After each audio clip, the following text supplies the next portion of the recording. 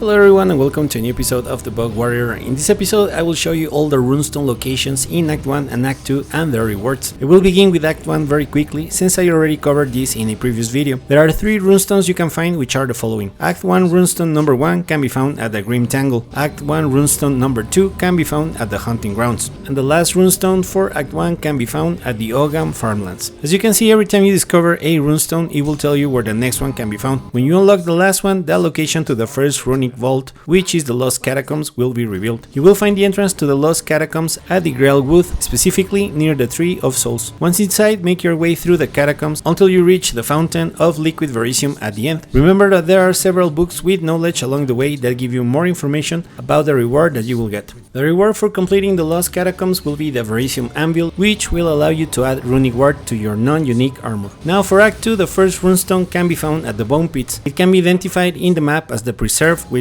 I think it is a head, but I'm not sure. However, please notice that the runestones in Act 2 are now massive objects or statues. The second runestone in Act 2 can be found in Keth. It can be identified in the map as the Emerging Arm. The third runestone and the last one in Act 2 will be found in Deshar, and it can be identified in the map as the Warding Hand. As you can see, it is a massive arm that is holding a dagger. Once you discover all 3 runestones, a new location will be revealed on the map. The only way to reach it is by using the desert map at the caravan. So teleport back to the caravan and travel to the skull of the Titan. Here you will find the entrance to Act 2's Runic Vault, the Cave Mouth. Same as with the previous Runic Vault, fight your way through the level until you reach the end, where there is a bench of runesmiths, a lot of Verisium, and what it seems to be a pool of Verisium also. Same as with the previous Runic Vault, there is very interesting lore in the books at this level, so be sure to read those so you learn more about the reward you are about to get. Anyhow, summon Pharaoh, and after a small conversation, you will be able to claim the Runic Knowledge. The reward of completing Act 2's Runic Vault will be unlocking Runic Inscriptions. I still don't know at this moment how that fully works, but I will explain it later on a separate video. Before we go, some words of advice: do not skip vault dungeons. You need to complete the vault for Act 1 before claiming the one at Act 2. This is a general rule, as finishing later acts will not retroactively grant earlier rewards. So there you have it. I hope this quick video helps you unlock the new rewards that you can get at the Runes of Aldur League by finding runestones. As always, please share with us your thoughts in the comments. We reached the end of the video. Thank you very much for watching. If you made it this far and found the video interesting or useful, please consider to share, like, comment or subscribe, and I will see you in the next one.